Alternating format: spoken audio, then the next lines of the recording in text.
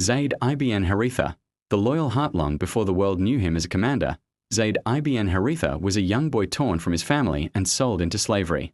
He was brought to Mecca, passed from hand to hand, until he eventually came into the home of Khadija, who later gifted him to the Prophet. Zayd expected to be treated like any other servant, but what he found instead was warmth, kindness, and a love that restored what the world had taken from him. In the Prophet's home, he grew not as a slave, but as a son. One day, years later, a caravan arrived in Mecca. Among them were Zayd's father and uncle, their faces lined with worry and hope.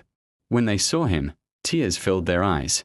"Zayd," his father cried, "come home with us. We will pay any price."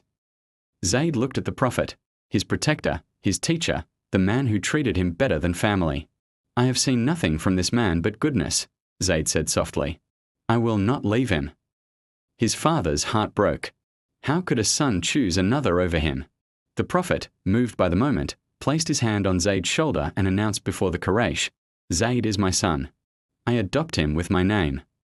From that day, he was known as Zayd ibn Muhammad, the only companion ever honored with such closeness, until Allah later changed the laws of lineage. Still, the love between them never wavered. Years passed, and Islam grew in strength. When the Prophet needed someone he could trust completely, he turned to Zayd. He appointed him to lead armies, even though older and more experienced warriors stood behind him. They accepted him without complaint, for they knew no one was more loyal, more sincere, or more fearless. In the Battle of Mutah, Zayd carried the banner of Islam.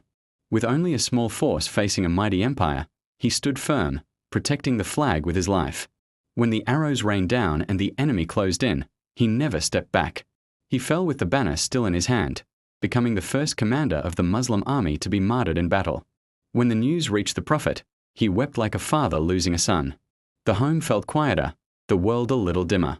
But the legacy of Zayd lived on, a legacy of love stronger than blood, loyalty deeper than fear, and devotion that never flinched, not even in the face of death.